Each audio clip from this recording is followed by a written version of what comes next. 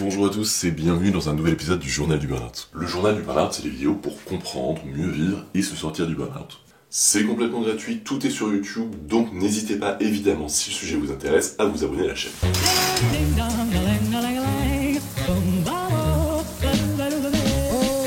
Bon, le sujet du jour pourra surprendre un peu ceux qui me suivent depuis longtemps, alors déjà bien sûr parce que j'avais annoncé un autre sujet mais qui du coup arrivera un peu plus tard. Mais aussi parce que en 1 an et demi et 19 vidéos, je crois que j'ai jamais employé les termes dont je vais parler aujourd'hui. Alors, je vais pas vous faire le coup du faux suspense, vous savez très bien que dans cette vidéo, je vais parler de brown out et de bore out. Mais la raison, en fait, pour laquelle j'en ai pas parlé jusqu'ici, c'est parce que je suis pas forcément à l'aise avec la manière dont ces termes sont souvent présentés. Et ça peut laisser penser que le bore out, le brown out, ce sont un peu des burn-out de seconde zone. Alors que pas du tout. Soit on parle beaucoup du burn-out et à la fin, oui, et puis il y a aussi le bore-out et le burn-out. Soit on va dire, alors oui, le burn-out, du coup, ça va être un désengagement du travail. Bah non, en fait, les symptômes du bore-out et du burn-out, ce sont les mêmes que les symptômes du burn-out. Les trois sont des burn-out en fait.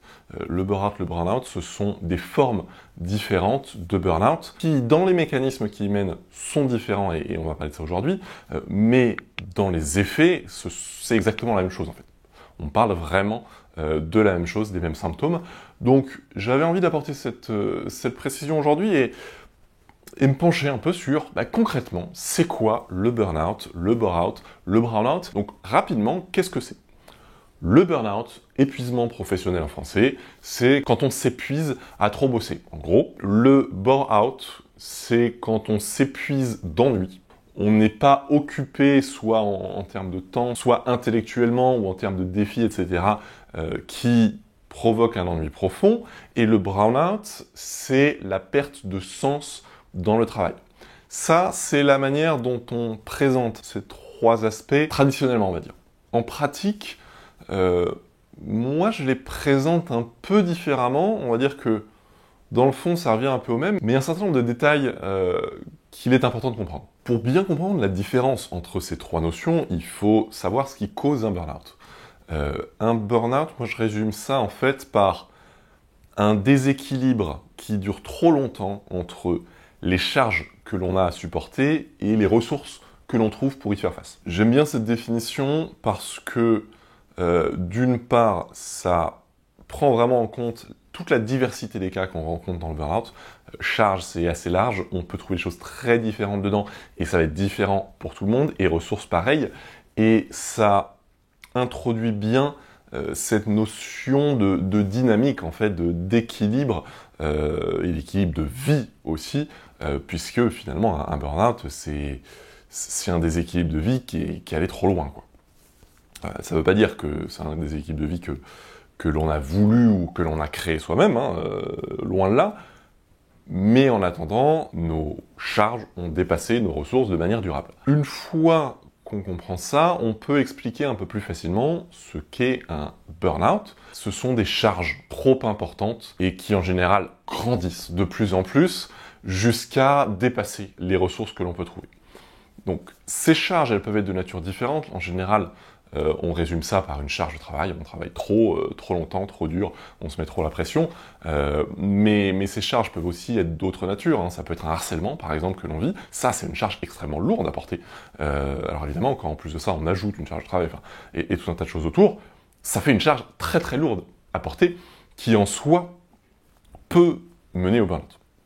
Donc le burn-out vraiment en tant que tel, c'est cette notion de charge trop importante, et après les ressources qu'on a, elles sont plus ou moins importantes, ça va vraiment dépendre des cas de figure, mais il y a vraiment cette notion d'écrasement sous une charge très très lourde. Le burn-out, c'est vraiment l'autre bout du spectre, puisque là, c'est pas forcément que les charges sont insurmontables, c'est qu'on a des ressources quasi inexistantes. Pour ça, il faut comprendre un peu qui sont les personnes en burn-out. Les personnes qui font des burn-out sont des personnes qui ont très forte valeur travail, qui ont de très fortes valeurs au sens large, qui croient en ce qu'elles font, qui ont besoin d'être utiles pour les autres, pour leurs clients, pour leurs collègues, pour leur entreprise. Donc ces personnes-là ont besoin de faire quelque chose, et trouvent aussi d'ailleurs une certaine satisfaction, un certain épanouissement dans le travail. C'est pas systématique, mais c'est quand même assez souvent. Et ce burn-out, c'est vraiment que on n'a aucune ressource dans le sens, on n'a pas ce défi intellectuel, ce challenge qui nous motive habituellement, voire on n'a absolument rien à faire. Donc évidemment, quand on n'a rien à faire, c'est difficile de se sentir utile.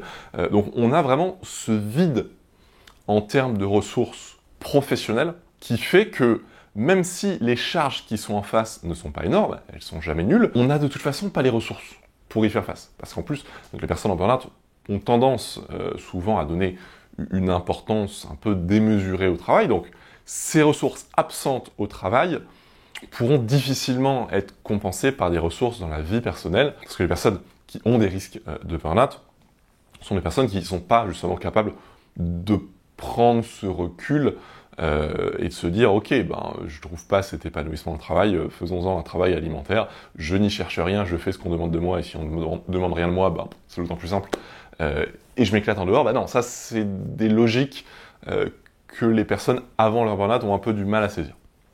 Donc on a ce burn-out avec des charges démesurées, on a ce bore-out avec des ressources inexistantes, et un peu entre les deux, on va avoir le brown-out. C'est la perte de sens en général, on définit ça comme ça. Et ce qui va le créer, c'est un mélange de charges qui augmente, pas dans le sens où on a plus à faire, mais dans le sens où ce qu'on a à faire nous demande de plus en plus d'énergie. Parce que justement, on perd le sens de ce que l'on fait, donc on a de plus en plus de mal à le faire, à accepter ce qu'on est en train de faire, de plus en plus de mal à comprendre le sens de ce qu'on est en train de faire, à quoi ça sert. Donc ce que l'on fait nous pèse de plus en plus, nous demande de plus en plus d'énergie, et à côté de ça, on a des ressources qui diminuent parce que justement, la satisfaction dans le travail va diminuer, le sens que l'on trouve dans tout ça va diminuer, etc. Voilà la distinction que l'on peut faire entre le burn-out, le bore-out et le brown-out. Pour moi, ce sont vraiment des histoires de dynamique et d'équilibre différents.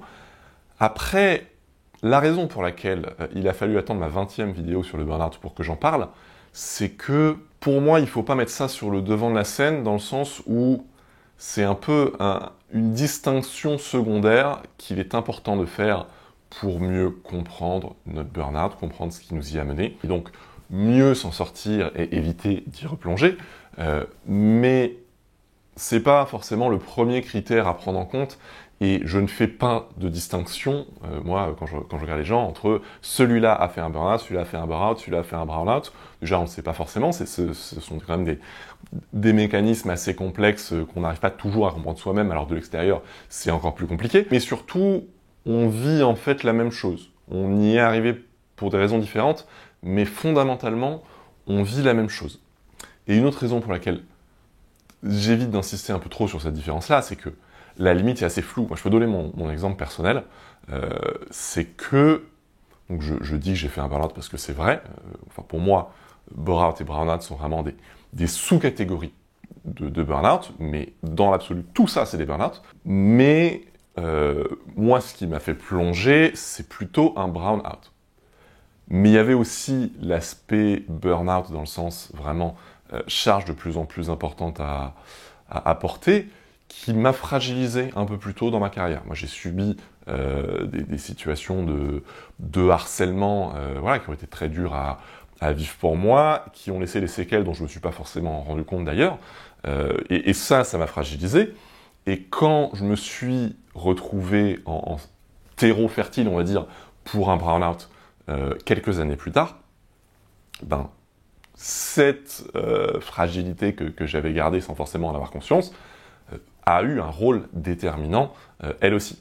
Mais dans l'absolu, moi, ce qui m'a mené au burn-out, c'est que j'étais entrepreneur, j'avais ma boîte depuis 4 ans, mais je me retrouvais plus dans ce qu'on essayait de faire. Mes associés avaient une vision qui était la vision qu'on avait toujours eue, et moi, je sais pas, j'avais évolué, j'avais envie d'autre chose, j'aspirais à autre chose, et je me retrouvais plus forcément dans ce que l'entreprise cherchait à faire. Et en même temps, j'ai eu un peu un déclic un jour où je me suis rendu compte que je m'escrimais depuis 4 ans pour pas ou peu de résultats. Je faisais énormément de choses qui, en fait, qui en fait changeait pas grand-chose au final, quoi. Et il y a eu ce déclic qui a été assez brutal et qui, moi, après, m'a très rapidement fait perdre pied, et pendant 6 mois, ça a vraiment été la descente aux enfers, jusqu'à mon burn-out. Donc, la raison pour laquelle je raconte ça, c'est que aller catégoriser strictement les différents cas de burn-out me semble pas forcément souhaitable. Après, comprendre les mécanismes qui y mènent me semble là extrêmement important, et c'est évidemment pour ça que j'avais envie d'en parler aujourd'hui. Avant de passer à ce qu'il faut retenir et en quoi ces différentes distinctions peuvent nous aider, je vous dis 2 mots de ma page Tipeee. Donc, comme je vous ai dit, je fais ces vidéos parce que je sais que ça aide des gens. Mes vidéos sont disponibles gratuitement, j'ai absolument aucun contenu payant, aucune prestation payante.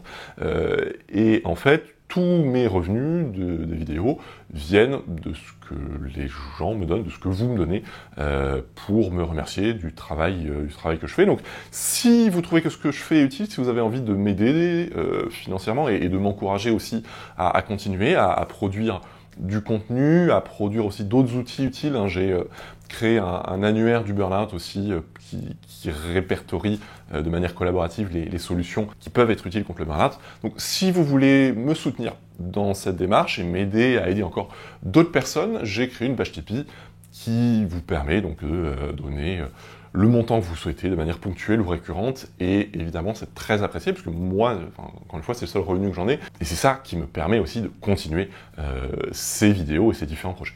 Donc pour conclure, cette distinction burn-out, bore-out, brown-out, qu'est-ce qu'on en fait, à quoi ça sert?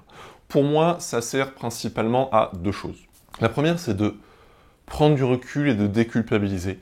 C'est-à-dire qu'on a tous des vies différentes, des chemins personnels différents, mais toutes les personnes en burn-out, on se retrouve au même point. Alors, ça ne veut pas dire que tous les burn-out s'expriment de la même manière, hein. Il y en a qui sont beaucoup plus violents que d'autres, même si, je le répète encore une fois, un burn-out n'est jamais bénin. Un burn-out, c'est toujours quelque chose de grave, quelque chose de sérieux, que l'on doit prendre au sérieux, et pour lequel il faut tout simplement prendre le temps. Voilà, on ne se guérit pas d'un burn-out en 2 semaines. C'est quelque chose qui va prendre des mois, parfois des années.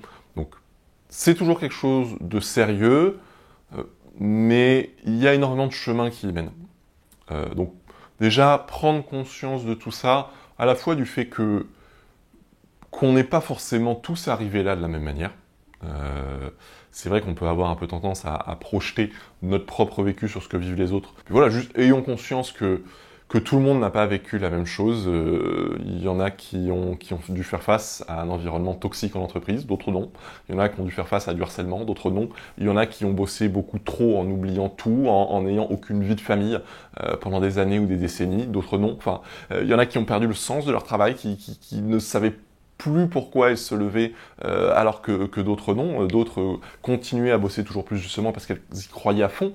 Il y en a qui sont tombées parce qu'elles avaient envie, parce qu'elles avaient besoin de faire quelque chose et qu'elles ne pouvaient pas. Elles n'en avaient pas la possibilité, on ne les laissait pas tout simplement faire ce qu'elles avaient tellement envie de faire. Donc il y a énormément de cas différents, mais au final on est tous dans le même bateau, on fait tous face à cette pente descendante plus ou moins raide, souvent à cette phase de déni pendant laquelle on n'accepte pas forcément ce qui nous arrive, ou on n'arrive pas vraiment à regarder en face ce qui nous arrive. On a tous ce passage par l'arrêt de travail qui est indispensable pour s'en mettre, avec souvent un peu une difficulté à accepter l'arrêt de travail. Comprendre que il y a beaucoup de raisons différentes qui peuvent conduire au burn-out, beaucoup de chemins différents qui y mènent, mais toutes ces raisons sont valables, dans le sens où il n'y a pas de burn-out légitime plus qu'un autre, il n'y a aucun burn-out illégitime, il n'y a pas de bon, de mauvais burn-out, de bonnes, de mauvaises raisons d'être en burn-out. C'est le burn-out est le produit de facteurs très nombreux, très complexes, qui nous y ont amenés. On peut sans vouloir de purée, j'ai trop bossé, j'ai pas vu ça arriver, on peut s'en vouloir de comment je peux tomber aussi bas juste parce que j'avais rien à faire, comment j'ai pu tomber aussi bas juste parce que je croyais plus autant qu'avant à ce que je faisais, mais enfin voilà, on peut avoir l'impression que c'est futile, et en fait pas du tout, parce que toutes ces choses-là ont vraiment à ce qui nous anime au plus profond de nous. Ça a trait à notre personnalité, à notre manière d'être, à nos valeurs, à la manière dont on vit, dont on organise notre vie. Donc, évidemment, ce ne sont pas des choses qui sont anodines du tout. Donc, pourquoi je parle de tout ça? Tout simplement pour comprendre un peu toutes ces choses-là qui nous constituent. On est tous différents, mais on a tous beaucoup de points communs, et ces points communs, c'est cette envie de bien faire, c'est cette valeur travail, c'est ces valeurs qui nous animent, ce besoin d'être utile. Il y a un certain nombre de valeurs intrinsèques à avoir pour tomber en burn-out. Donc, juste avoir conscience de ça, je pense que ça peut aider déjà à prendre du recul, à déculpabiliser, de comprendre un peu tout ce qui a pu nous y amener, et de comprendre que c'est normal, qu'on est loin d'être les seuls, et que c'est légitime. Même si la reconnaissance du burn-out, à la fois dans la société, dans notre entourage, et aussi parfois dans le monde médical, a encore besoin de progresser, c'est pas aussi reconnu qu'on l'aimerait ou qu'on en aurait besoin, mais ça n'en reste pas moins quelque chose de très sérieux, de très grave, et toutes les personnes qui savent de quoi elles parlent vous diront exactement la même chose. Et la deuxième raison pour laquelle je pense que c'est intéressant de faire cette distinction entre burn-out, bore-out, brown-out, c'est parce que ça nous permet petit à petit aussi de mieux comprendre ce qui a pu nous conduire au burn-out, de comprendre un peu ces dynamiques et ces schémas génériques, on va dire, que derrière on va s'approprier, on va appliquer à notre propre situation. Parfois on va les tordre, on va les mélanger, enfin on va appliquer ça à notre propre situation. Moi, je vous ai expliqué, je peux pas dire je suis vraiment en burn-out, vraiment burn-out. Pour moi, c'est un peu un mélange de tout ça, et ça me pose aucun souci. J'ai pas besoin d'être dans une case ou dans une autre, mais comprendre ces différents aspects et ce que ça me dit sur moi, c'est ça qui m'aide. Donc, comprendre ce qui a pu nous y mener en s'aidant un peu de ces modèles génériques, on va dire, qui nous aident un peu à comprendre comment ça marche, c'est une bonne chose, parce que ça nous aide derrière, là aussi, à prendre du recul, à détricoter un peu ce qui nous arrive. De toute façon, le burn-out, il y a besoin de repos, mais il y a aussi besoin de faire un cheminement à l'intérieur, il y a besoin de comprendre ce qui nous arrive, pourquoi, comment on en est arrivé là, et c'est en comprenant et en acceptant tout ça que petit à petit on s'en remet. Donc dans ce sens, cette distinction entre ces trois modèles, on va dire, ces trois chemins différents pour arriver jusqu'au burn-out, ça peut être intéressant, ça peut nous aider à mieux comprendre, et ça peut nous aider aussi dans la dernière étape, qui est de se reconstruire, de reprendre le travail, et de continuer, et de continuer à éviter le burn-out à l'avenir. Évidemment, comprendre les mécanismes qui nous y ont menés va nous aider à éviter de retomber dedans, à reconnaître un peu mieux à l'avenir ces différents mécanismes et à réagir avant qu'il soit trop tard. Donc voilà, pour cette distinction burn-out, bore-out, brown-out. Si vous avez des questions, si ça vous évoque des choses, si ça vous rappelle votre propre situation, si ça éveille de nouvelles réflexions chez vous, des choses que vous n'aviez pas forcément vues sous cet angle, etc. N'hésitez pas à le dire en commentaire, c'est toujours, je trouve ça toujours hyper intéressant, les échanges qu'on a suite aux vidéos, votre retour, votre vécu, votre ressenti. Je trouve que c'est hyper précieux pour échanger ensemble et nous permettre ensemble de mieux comprendre le burn-out. Moi, pour préparer mes vidéos, etc., je fais beaucoup de recherches en amont, mais je me nourris aussi énormément de tous les échanges que j'ai avec les personnes en burn-out. Moi, c'est ça qui m'anime, qui me permet de mieux comprendre le burn-out dans sa diversité, dans sa complexité, et aussi qui me donne envie de continuer à en parler, parce que je sais qu'il y a beaucoup de gens qui en ont besoin. Justement, c'est en parlant, en discutant entre nous et avec d'autres personnes aussi, en élargissant un peu le cercle, qu'on peut avancer ensemble sur ce chemin. Donc voilà, si vous avez des réflexions, des questions, des commentaires, vous pouvez les laisser en commentaire sous la vidéo. À très bientôt pour une prochaine vidéo. En attendant, prenez soin de vous et je vous dis à très vite. Salut!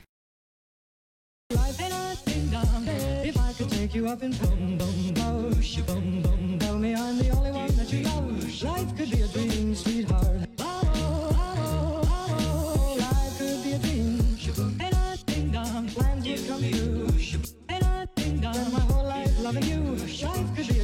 sweetheart.